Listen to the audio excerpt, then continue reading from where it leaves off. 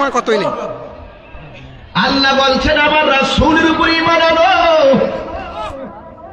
তাইলে হিসাবটা মিলায় দেখে লা ইলাহা ইল্লাল্লাহ মুহাম্মাদুর রাসূলুল্লাহ, এটার নাম কালিমা। শুধুমাত্র যদি শুধু মুহাম্মদ রাসূলুল্লাহ বলেন আল্লাহকে না মানেন ঈমানদার হবেন না, আল্লাহকে মানেন নবীরে মানেন না ঈমানদার হবেন না। আল্লাহ এবং নবী মানার নাম হলো ঈমান। আল্লাহ মানা নবী মানা নয়, নবী মানলে আল্লাহ মানা হয়।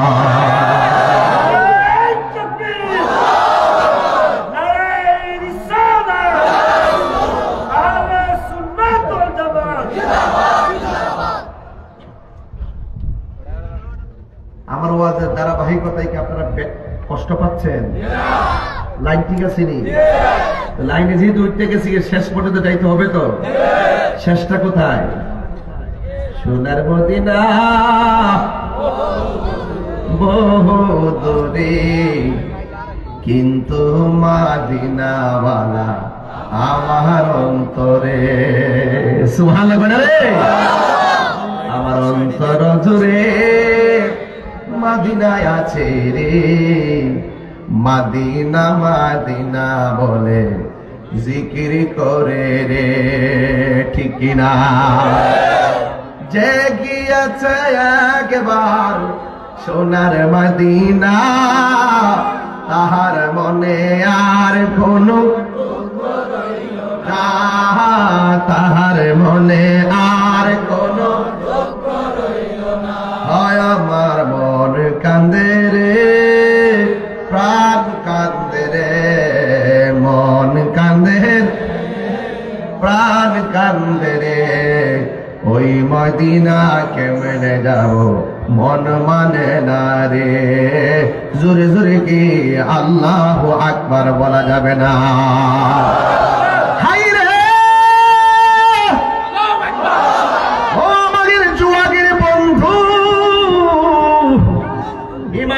কার উপরে আর কার উপরে?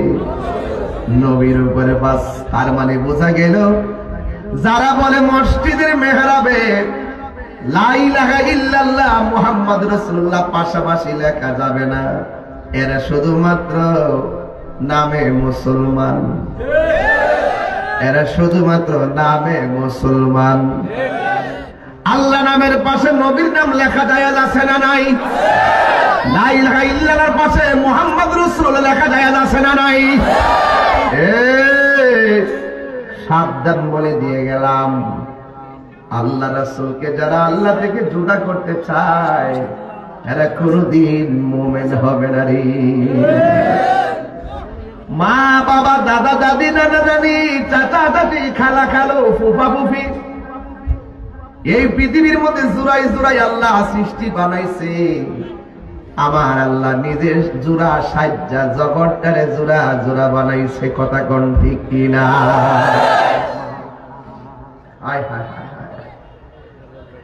এরপরে আমার আল্লাহ বলেন, ও ইমানদাররা, তোমরা যখন আমার নবীর উপর ঈমান আনবা, আমার উপর ঈমান আনবা, এরপরে তোমাদের উপর আরেকটা দায়িত্ব আছে। কয় কি?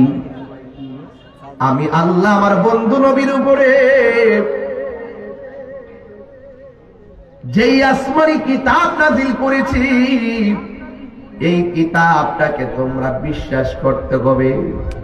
আপনারা জবান খুলে বলেন, কোরআন মানতে হবে কি হবে না? আমাদের সংবিধানের নাম কি? আর জোরে বলেন নাম কি? এরপরে আমার আল্লাহ বলে, আপনারা বলেন কোরআনের মধ্যে সন্দেহ আছে? এরপরে আমার আল্লাহ কয়, ও বান্দারা, আমারে মানছো, আমার বন্ধুরে মানছো, আসমানি কিতাব মানছো, আরো কিছু মানা লাগবে। কয় কি? আমার বন্ধু নবী দুনিয়াতে প্রকাশিত হওয়ার আগে অনেক নবীগণ দুনিয়ার মধ্যে এসেছেন, তাদের উপরে আমি আল্লাহ অনেক কিতাব দিয়েছি, ওই কিতাবগুলোকে তোমার বিশ্বাস করা লাগবে। এটাই হলো আমার আল্লাহ পাকের সীমারেখা।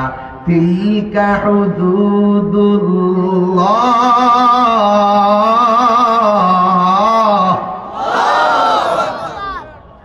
এটাই হলো আমার আল্লাহর সীমারেখা। তাইলে এই সীমারেখা যদি আপনি অস্বীকার করেন,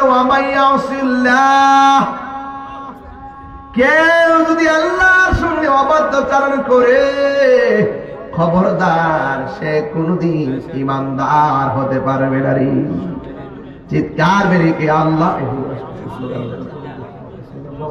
নারে তাকবীর, নারে রিসালাত। ডক্টর মুফতি গোলাম মঈন নকশবন্দি মুজাদ্দিদি হুজুরের আগমন, মুফতি গোলাম মঈন নকশবন্দি মুজাদ্দিদি হুজুরের আগমন।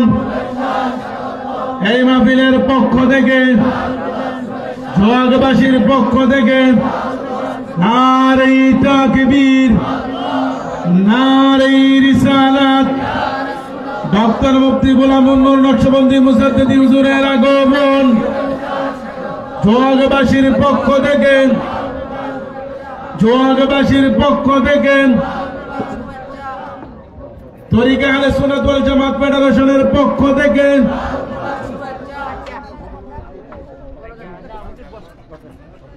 সকলে আলহামদুলিল্লাহ। সবাইকে খুশি দিলে যায়। আল্লাহ পাক সকলকে কবুল করুন, আমিন করুন। আজকের মাহফিলের সম্মানিত সভাপতি আল্লামা ডক্টর মুফতি গোলাম মঈন নকশবন্দি মুজাদ্দিদি হুজুর এসেছেন। আপনারা কি খুশি না বেজা? আল্লাহ কবুল করুন, আমিন বলেন। সবাই দুরূদ শরীফ পড়েন। আল্লাহুম্মা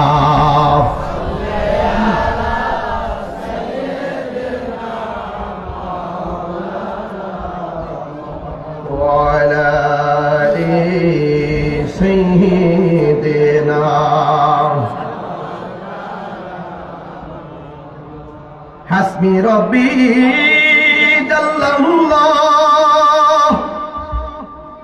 মা ফি কলবি গায়রুল্লাহ। সুবহানাল্লাহ। পড়ুন নূর মুহাম্মদ